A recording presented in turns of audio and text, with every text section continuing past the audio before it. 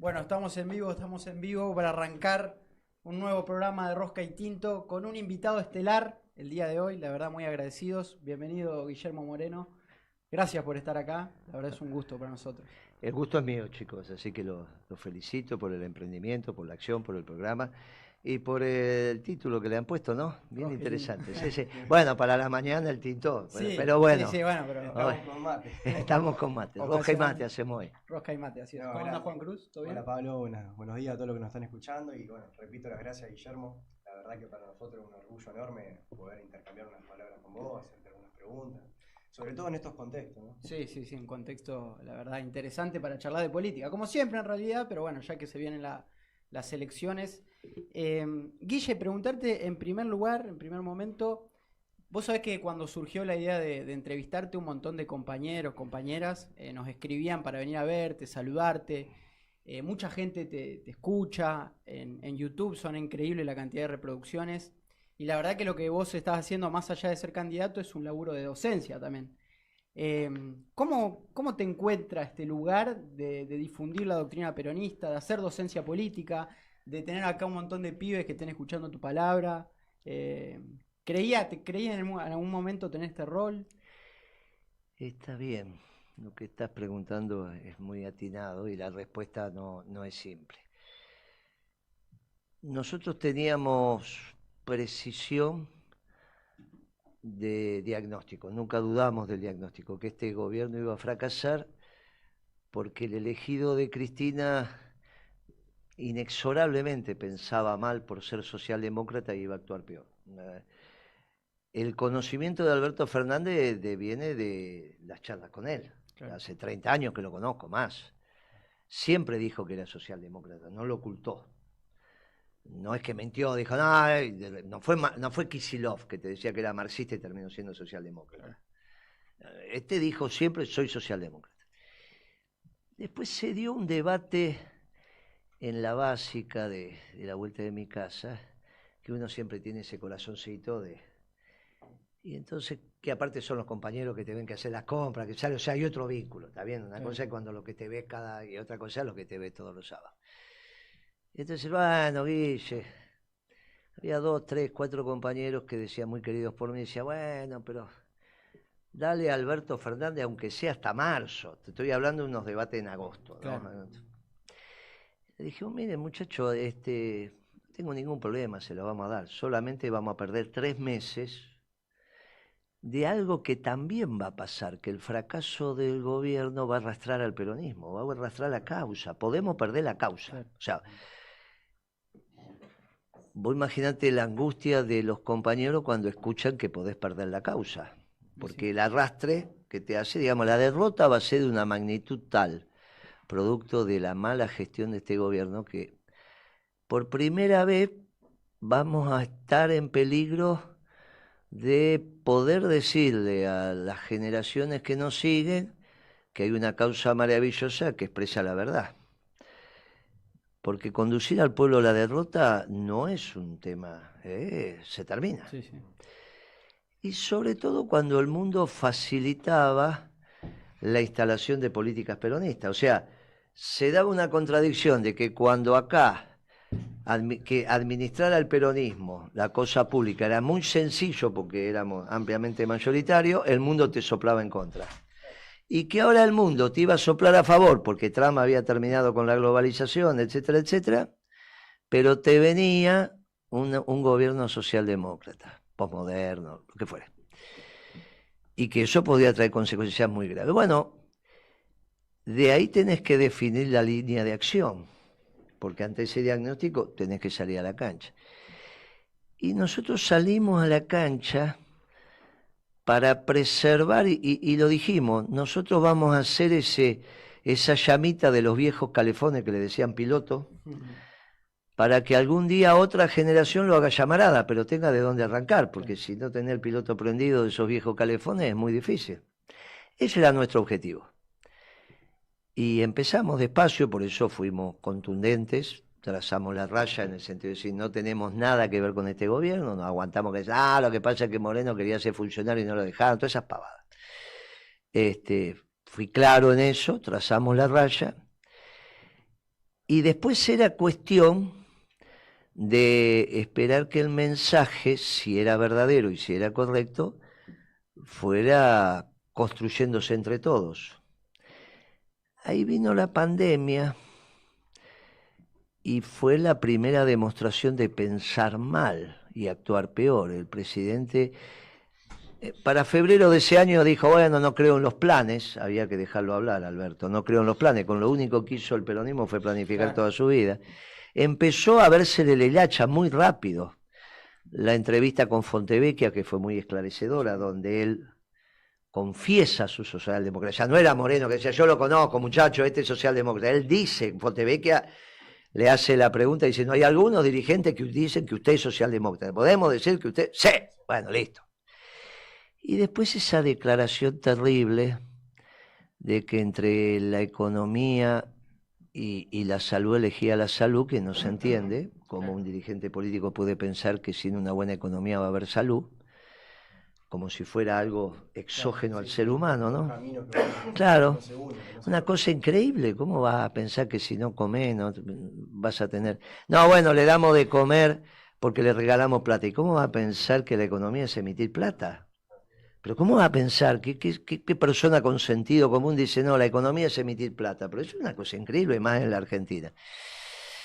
Bueno, después fue pasando el tiempo y lamentablemente llegamos donde llegamos, en términos del gobierno, y positivamente llegamos donde llegamos en términos de principios y valores. Le pusimos el nombre al partido, se lo pusieron los compañeros, nosotros solamente hablábamos. Dijimos con precisión que el Partido Justicialista, como herramienta electoral del movimiento peronista intrusado por la socialdemocracia, no iba a abrir el juego, cosa que pasó también con Scioli, esto de Grabois, no, Scioli está claro. Y entonces se fue consolidando principios y valores, y esto tiene que ser muy claro, como herramienta electoral de una estructura de organización superior que es el Movimiento Nacional Justicialista. Perón se cuidó siempre de explicar que el Partido Justicialista era una herramienta electoral. Lo que pasa que la Constitución del 94, en ese debate entre los radicales y Menem, y donde Menem lo que necesitaba era su reelección, y entonces concedió no solo la autonomía de la ciudad, se concedieron algunos hechos doctrinarios, como por ejemplo que el pueblo se organiza a través de los partidos políticos.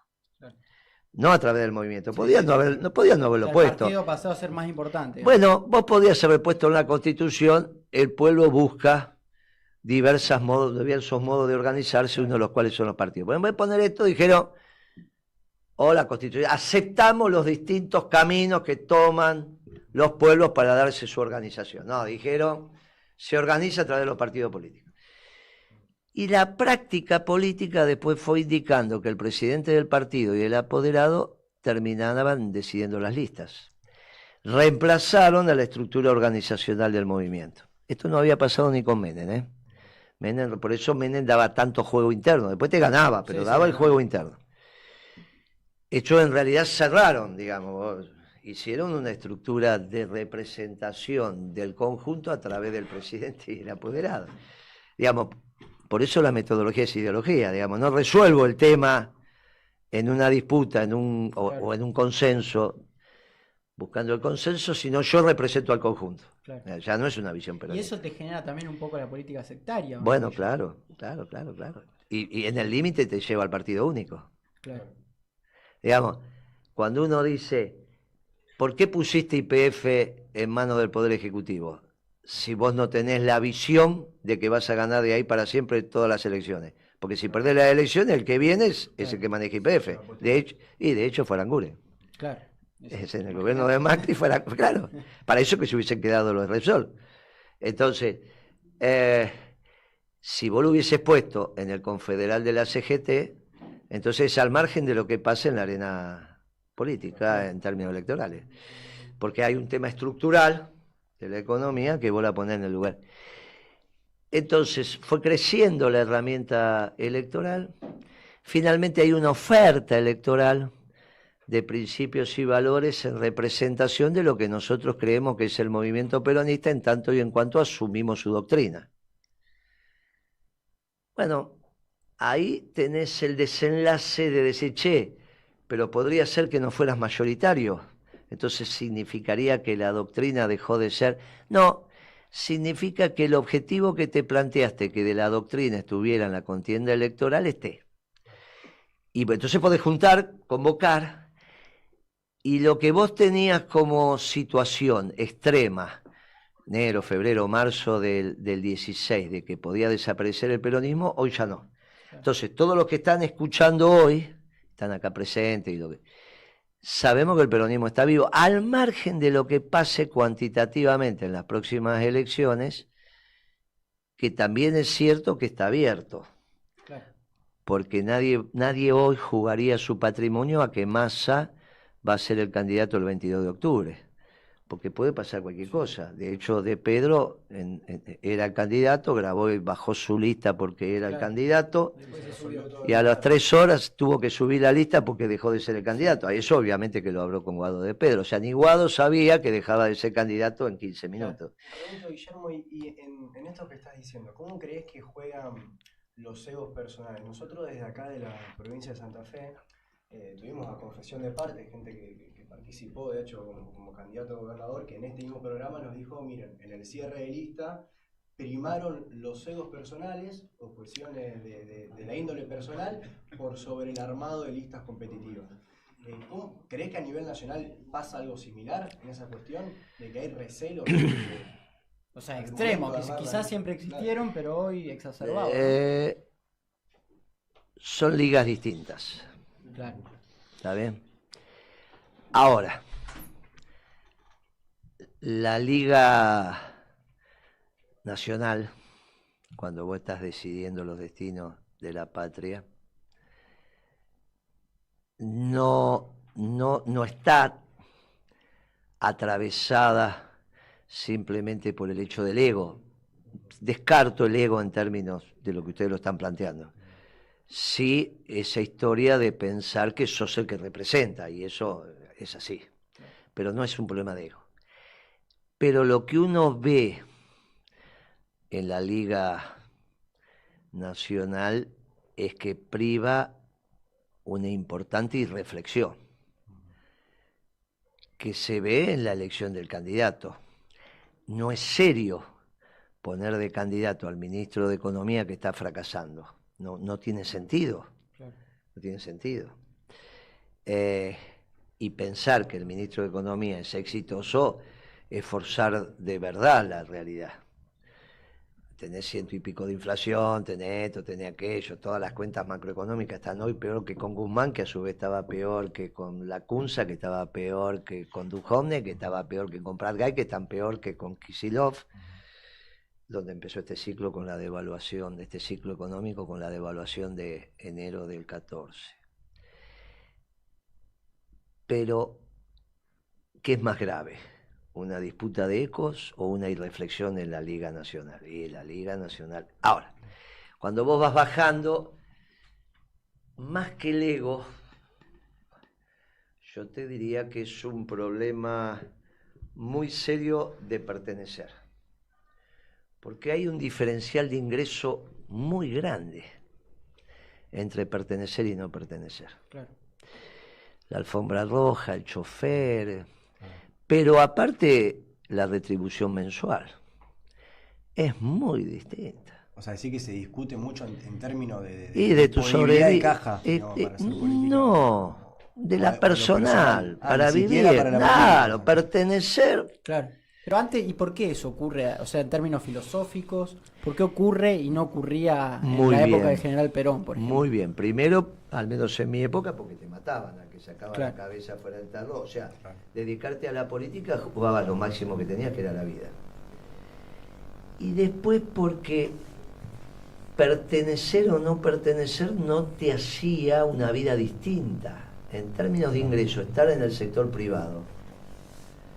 A mí me tuvieron que convencer para ser secretario de Comunicaciones, cosa que hizo Julio, y yo tuve que convencer a algunos de los que me acompañan. Vení, viejo, que me decían, no, dejate normal, estoy trabajando acá. Aparte que, bueno, vamos, me lo pedí vos, vamos. que es lo que finalmente le terminé diciendo yo a Devido. Le dije, mirá, tengo mi negocio, tengo mis cosas, yo voy a seguir acompañando, voy a hacer todo lo que tenga que hacer, pero déjame porque no tengo vocación de ser funcionario público. Pero a mí me deterioró el ingreso ser funcionario público. Mira. Claro. Y vos imagínate que yo tengo un mayoreo de ferretería, hicimos Puerto Madero en nuestro gobierno. Mira. Y vos no vas a ver una sola factura de mi negocio. Y vas a ver ningún desarrollador que te diga, no, pero Moreno me mandó que yo le comprara a través de... ¿Está bien? Yo prohibí. O sea, mi negocio se mantuvo, está todo muy bien, estoy muy agradecido a los que lo administraron, pero no aprovechó la década ganada, porque yo... Sí, con o los tu productos situación que política tengo, personal claro, tampoco. con los productos que tengo hubiese sido un gran cotizante para Puerto Madero, y cada edificio de eso te imaginas que te da... un poquito más que comprarte una corbata, ¿no? Si vos agarrás la provisión de... Bueno, y yo con los productos que tengo lo puedo hacer. Después si lo hago o no lo hago es un problema. Y si me compran o no me compran es un tema del mercado, pero ni siquiera fui a ofrecer. Fue una decisión que tomaron, por eso les digo, cuando se arrancó en el 2003 había más cargos que compañeros dispuestos a ocupar los cargos, entonces no había este tema. No había ese problema. Claro. Pero a su vez había un deterioro en tus ingresos, si eras un tipo que más o menos ya estabas instalado en el mercado. Yo llego al gobierno con 48 años. Hacía 26 años que tenía mi negocio, ya estaba, ya, ¿entendés? Claro. O sea, los primeros 15 años de un negocio son difíciles. Pero después, si más o menos la cosa va, ¿está bien? Claro. Entonces, no es que era un pibe, pero tenía un bagaje, ¿viste? Entonces fue un... Ahora, vos estabas en el sector privado y te la rebuscabas, estabas bien, no es que vos te encontrabas con un secretario de Estado y el tipo andaba en una Ferrari y vos andabas en un Citroën, ¿se entiende? Claro, sí. Ahora, hoy es una diferencia, vos te encontrás con un secretario de Estado o un comunero en la ciudad o un legislador, un diputado provincial, y la diferencia es brava entre un carnicero, un almacenero, un ferretero. ¿Y vos qué hacés? Soy ferretero, soy carnicero, vos soy empleado de comercio y vos soy diputado provincial, pero ¿está bien? Claro, sí. Al menos la provincia de Buenos Aires, creo que en Santa Fe también, también porque pasa. son las mismas mañas. Sí, por supuesto. Bueno, ¿Pero qué? ¿Es una falta de formación política en términos doctrinarios? ¿Una cuestión, un problema de la militancia? Una vez nos dijeron a nosotros un conocido diputado, dice, el problema es que muchos pibes accedieron a cargos y a lugares de poder sin haber tenido un recorrido en la O militancia. sea, que estaba pensando en esa... Capaz que militaban de un año o dos y al toque tenían una caja de millones de pesos. deja la caja, porque si no confundimos lo Claro. personal con lo institucional. Claro. Eso que vos decís es exactamente así, le pasó a Alberto Fernández también, no hizo la escalerita para ser presidente. Porque la política es muy cruel para seleccionar sus candidatos, sobre todo el presidente, porque no puede ser cualquiera presidente. Claro. Entre otras cosas, tiene que ser un tipo con cierto pajarito llamador para la suerte. Vos no sabés definir por qué un tipo tiene suerte y otro no. Acabamos de agarrar un perro en la ruta, el tipo se cruzó, bueno, ese no era un animalito con suerte, ¿viste? Y hay otros que vos se te cruzan y zafan, Claro. ¿viste? Esquivan, el tipo mueve el cuerpo, que yo tac, y a veces hasta pasan abajo del auto y, Claro. y zafó, y vos lo ves mirar por el espejo y el tipo salió, ¿viste? Claro. Lo revuelca y sale. Vos decís, uy, ese volvió a nacer, bueno, este no. Bueno, esa escalerita te hace a vos que empieces a definir también algo que es importante, que tiene que ver con la suerte. Es lo más importante, no, pero también llegan los temas. Nadie podía negar que Menem era un tipo con Con suerte. suerte, sí. Que eso de decir, estás en el lugar indicado en el momento indicado, ¿está bien? Claro. ¿Y por qué? Y no sabía por qué. Te pasó que yo pinchaste una rueda y de repente, me dice, mira, si no hubiese pinchado la rueda. La escalerita para llegar a presidente son múltiples temas, por eso el debate de qué sabe un presidente. Bueno, el presidente de qué va a saber, no sabe mucho. No es que se distingue por el saber, ¿qué puede saber un presidente? Sabe un poquito de cada cosa y sabe algo extraordinario que toma la decisión correcta. Claro. ¿Está bien? Vos llevas a la ruta, tenés izquierda o derecha, no tenés GPS, no tenés nada, decís, che, ¿para dónde voy? Y vos arrancás, ponés primera y arrancás. Como el óleo sagrado de Samuel. Bueno, decía. eso no lo... Bueno, el presidente tiene que tener eso, porque a veces las decisiones que tienen que tomar son muy finitas, no es que la cosa está clara, son muy finitas. son muy finitas, ¿viste? Me acuerdo una conversación con el capitán de un buque de guerra argentino al cual Kirchner le ordenó abrir fuego para hundir un pesquero chino. Está en los diarios, ¿no? Sí. Hundimos uno solo. Más de uno no se puede hundir, porque es civil, digamos, ¿no? Vos le tenés que tirar, el tipo cuando abre el fuego le tiene que pegar en tal lugar, bueno, todo lo que quiera. Porque es una nave de guerra contra una nave civil, no se le puede disparar, no hay que, viste, si no. Pero las convenciones lo que dice, bueno, entró en tu agua, le podés disparar un tiro. Claro, lo advertís, digamos. Sí, hay tiro de advertencia, que es adelante del buque cuando va navegando, pero vos si no te hace caso le podés disparar uno a un determinado lugar, que es, bueno, donde está la sala de máquina o donde está el timón, viste, donde el tipo... Claro. Entonces el barco queda un tiro. Bueno, en ese... Y es interesante porque vos le decís, bueno, ¿y quién te ordena fuego? ¿Lo decidís vos? No, dice... En época de paz, solo el presidente le puede ordenar a un capitán de un buque de guerra el fuego. No, pues no lo hace el almirante, digamos, no lo hace el responsable de la Marina. Solo el presidente. Bueno, Kirchner ordenó fuego. Vos imaginate que hay que tomar esa decisión. Claro. ¿No? Del otro lado están los pesqueros chinos. No es que es una decisión que vos decís, dame un mate. Claro. Sí, bueno, sí. ¿Qué pasa por la cabeza del presidente cuando ordena fuego? Y fue así, proceda, le dije. Tipo, están por radio, por el VHF. De un lado el presidente, del otro lado el capitán, y ordena fuego. Y cuando ordena fuego, el capitán dice, proceda. Y es como en la película, sale por los altoparlantes para que haya, claro, tiene que haber testimonio y alguien que está escribiendo, porque queda para los anales. Sí, sí.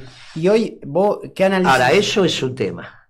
También te llama otro y te dice, tenemos una célula de espía de tal país, ¿qué hacemos? La tenemos en la mira, ¿qué hacemos?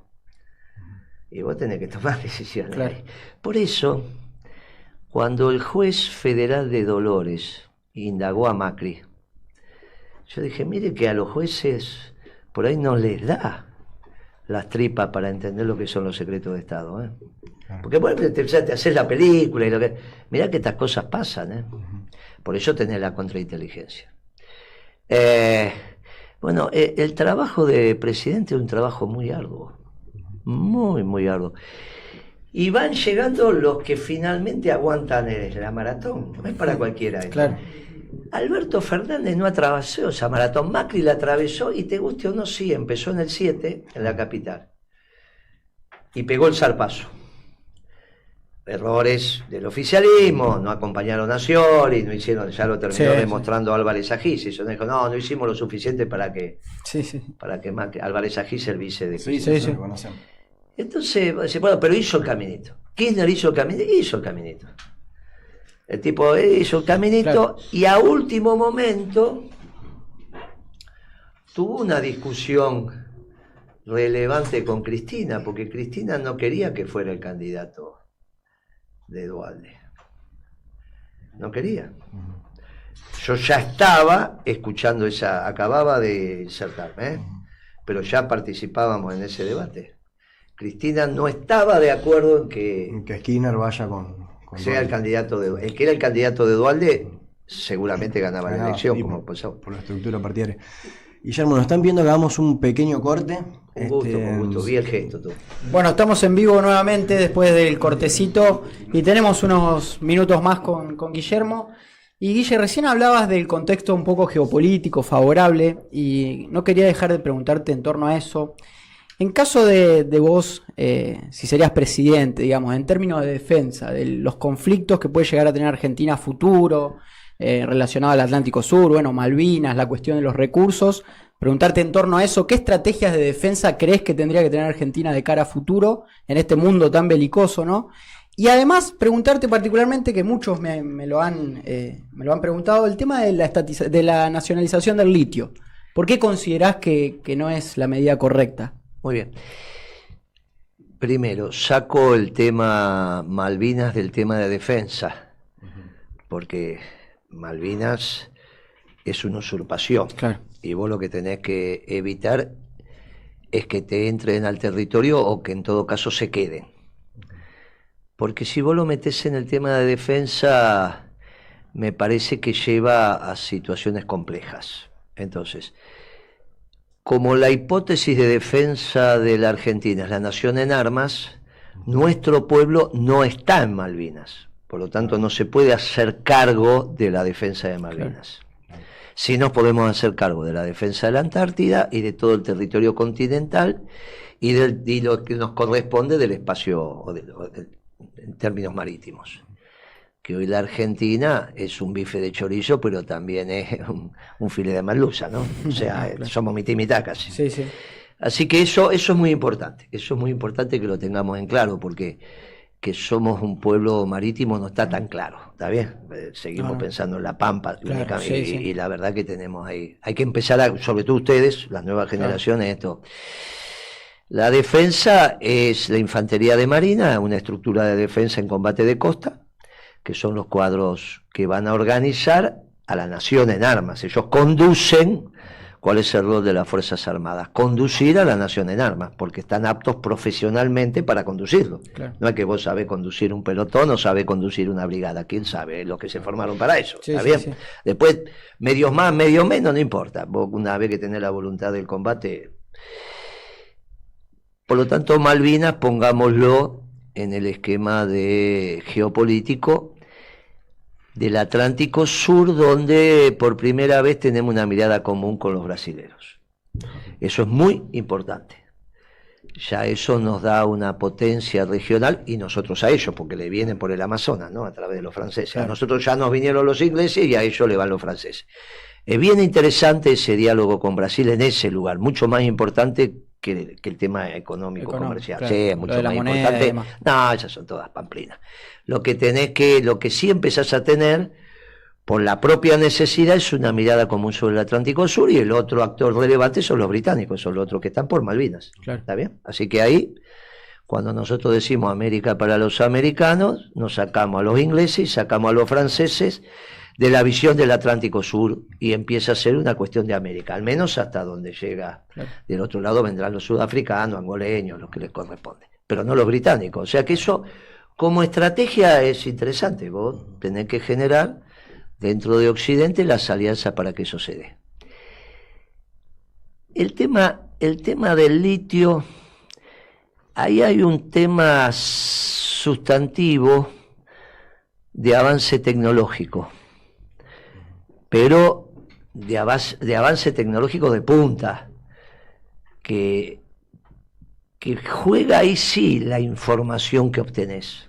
Claro. Por ejemplo, si yo te dijera a vos que los japoneses están desarrollando un motor de combustión interna, no eléctrico, de combustión interna, alimentado por energía fósil, que prácticamente anula la contaminación, y que al revés, te puede llegar a pasar que en el caño de escape tengas un ingreso extraordinario porque se acumulan tierras raras, claro, que es lo que nos permiten que nosotros acá nos comuniquemos. Claro. Vos decís, ¿cómo? ¿Qué están estudiando los japoneses? No, estudiando no, ya desarrollaron el motor. ¿Y vos cómo lo vas a saber? Bueno, lo tenés que saber si estás en el top de la investigación en términos endógenos, o los que lo están desarrollando te cuentan y te llevan a verlo. Claro. Por algo lo hará. Supongamos que alguna fábrica japonesa decide que los autos eléctricos son una chantada. Claro. Tesla y compañía. Dicen, eso es una chantada. El peso que vos trasladás es prácticamente igual al de la batería. O sea que eso de que vos decís que tenés eficiencia y bla, bla, bla, todo chantada. De hecho, yo le saco la batería al celular, y ¿cuánto te pesa el celular sin la batería? ¿No? Muy poco. O sea, el peso... Es todo batería. Bien, imagínate un auto.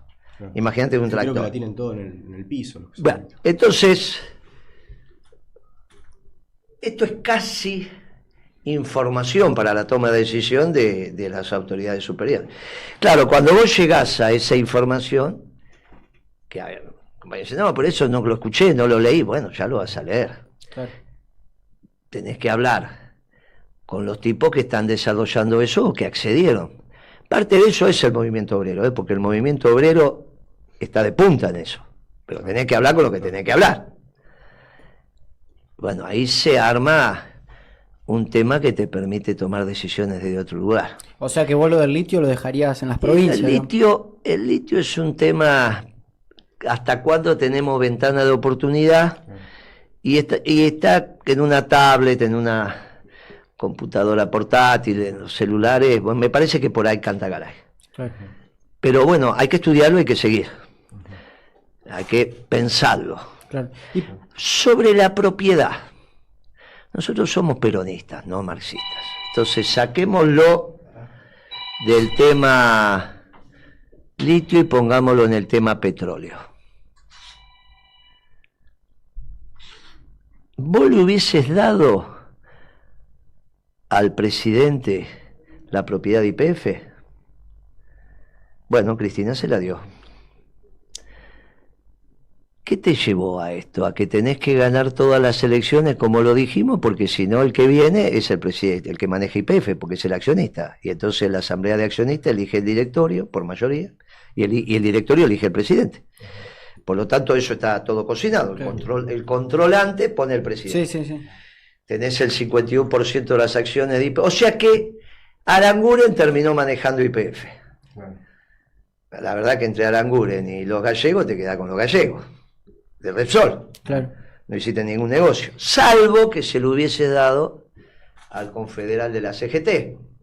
Le hubieses hecho caso a Perón, que dice que los intereses permanentes de la patria los defienden los trabajadores organizados. Pero para eso tenés que tener mucha doctrina. Entonces, la palabra no es nacionalización, es la defensa de los intereses nacionales, porque Macri no va a defender los intereses nacionales. Claro. Ni Larreta ni Patricia. O sea que eso de pensar que el Estado es el reservorio de la defensa de los intereses nacionales es cuasi marxista, no peronista. Perón no dijo eso. Ahora, hay una influencia del marxismo en nuestras ideas de pensar que el Estado defiende el interés nacional. Hasta que llega Macri y te tira de los pelos. Claro. O llega Martínez de Oz. Pero aparte tenemos un montón de experiencias donde los muchachos que estaban en el Estado no defendían el interés nacional. No sé por qué seguimos insistiendo con eso. Claro. Que aparte Perón explicó que está mal. ¿Dónde tiene que estar la propiedad? Y Perón decía lo que defienden los intereses permanentes de la patria, pero es privado. La CGT es un instrumento de las organizaciones libres del pueblo que no pertenecen al sector público, gracias a Dios. Imagínate lo que sería una CGT claro.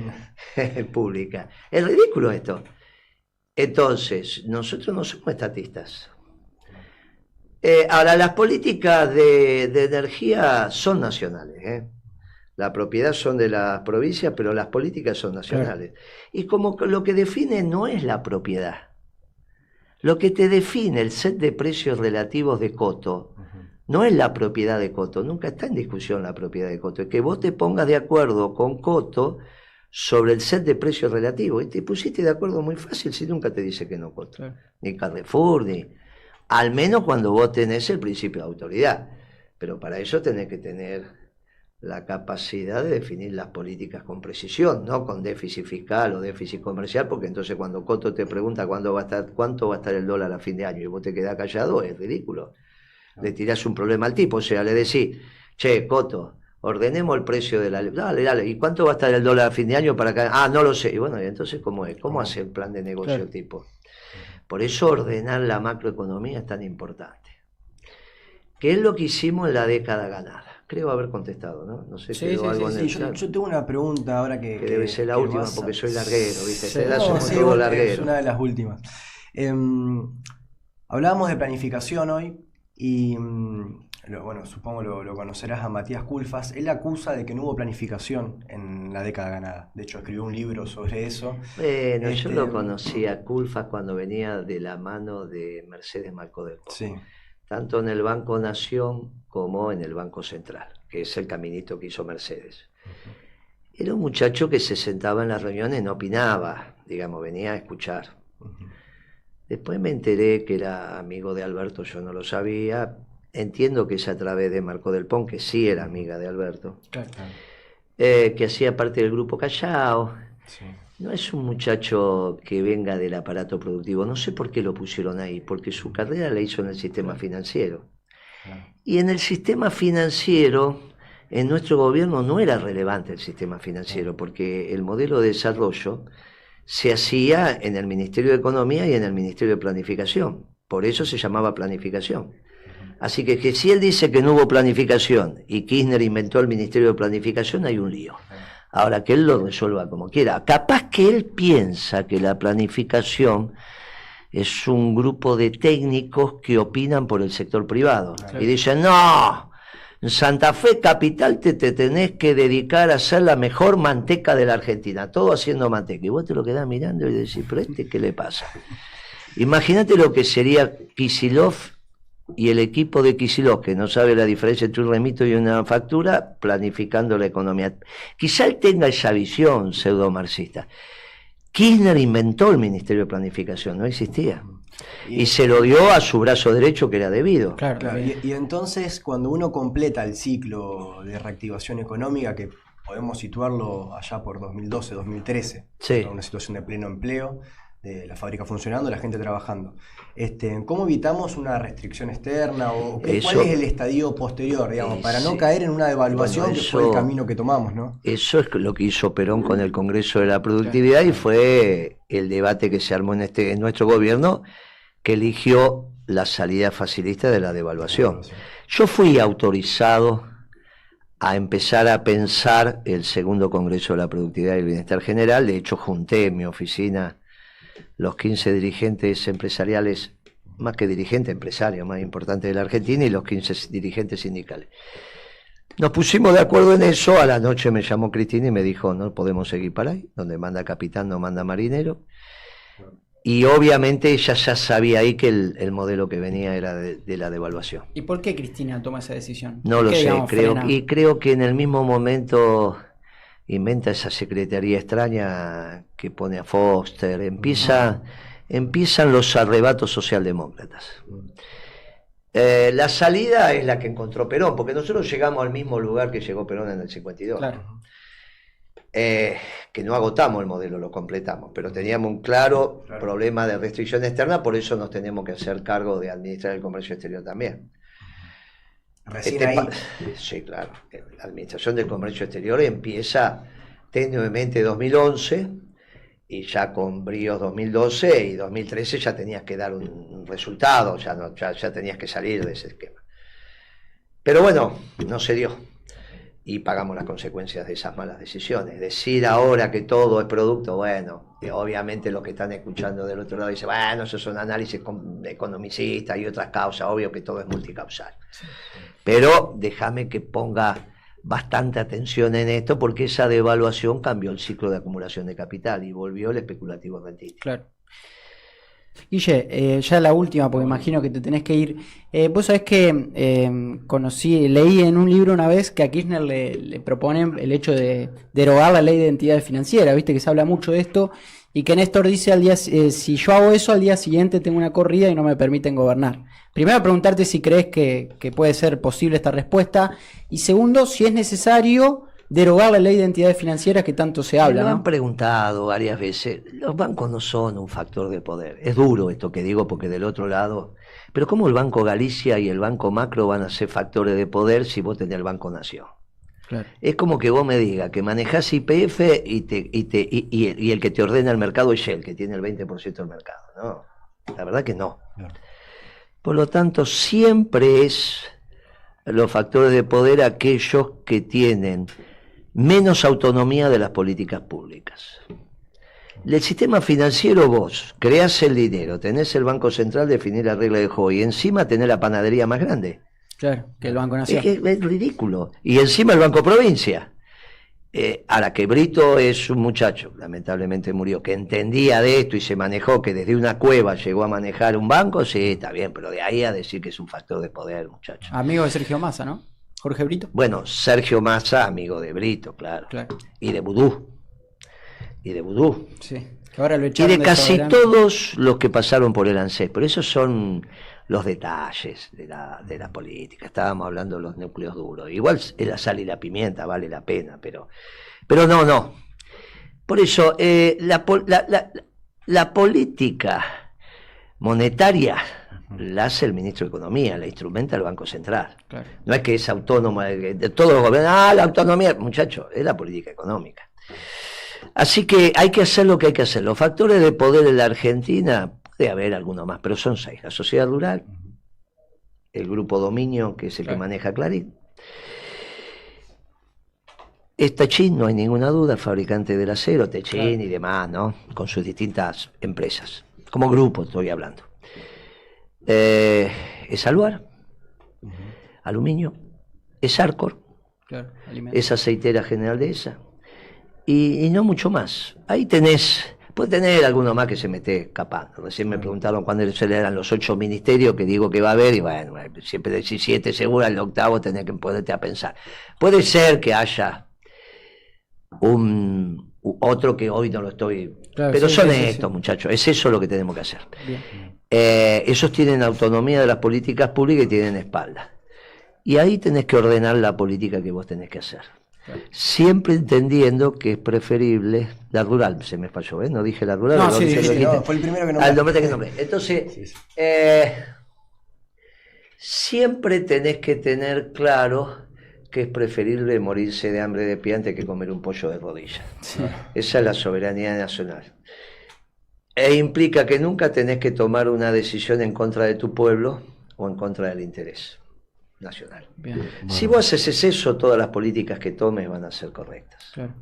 Guille, ya para terminar, lo último, nada, algún mensaje si querés. Por ahí hay un poco de decepción en general en la juventud, más que nada con términos políticos. Para prender la llama y que continúe. No hay. Tenemos que recuperar de la derrota Santa Fe, una derrota escandalosa. Sí. Y eso solo lo hace el peronismo. Vinimos acá a poner en marcha el peronismo. El oficialismo, son buenos compañeros, pero está claro que perdieron. Sí. Entonces hay que poner en marcha el peronismo, hay que dar vuelta a esto, hay que darlo vuelta. Hay posibilidades y hay posibilidades.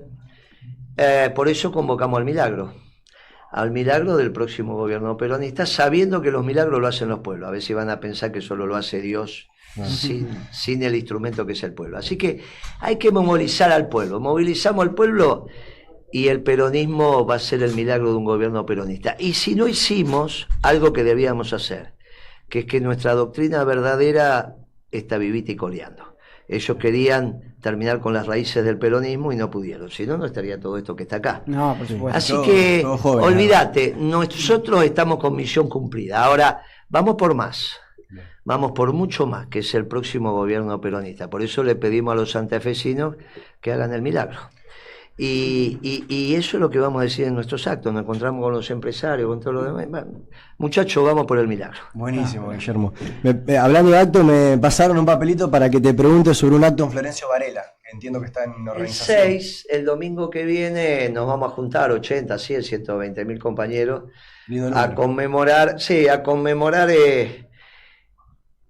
un día peronista, o el Día del Niño también, pero a conmemorar un día peronista, porque los únicos privilegiados. Y entonces le decimos, mire, cuando ustedes vean ese acto, dicen, no, pero ¿cómo puede ser que junte? Y se van a juntar. Porque el pueblo se está movilizando. Ayer hubo, en total en Córdoba, una pasión y una... Sí. Que no es lo que están viendo. Y ya el intendente electo cantó la marcha. Sí. Y habla del orgullosamente peronista. Y bueno, vamos a ver qué pasa, ¿viste? Y son cordobeses. Y vos decías, no, pero ¿cómo puede ser? Y cantaron la marcha. Y yo lo escuché al hombre hacer el reportaje. Yo soy peronista, decía. Uy, un cordobés. Imagínate un funcionario cordobés electo diciendo soy peronista. No, ¿qué vamos a hacer? Bla, bla. Bueno, interesante, interesante lo que está pasando. Quizás no sea el momento, quizás todavía, pero mirá todos los que somos, y todos pibes. Y se arranca de a poco, ¿no? Bueno, querían hacer el tercer movimiento histórico, ya cambiaron de opinión. Querían hacer esto, aquello, ya cambiaron de opinión. Querían, porque me tengo que volver al subjetivismo, y es después de cómo te autopercibís, y te tenés que desconto no sé cuánto, para después desconto no sé cuánto, y ahora resulta que la verdad vuelve a ser la realidad.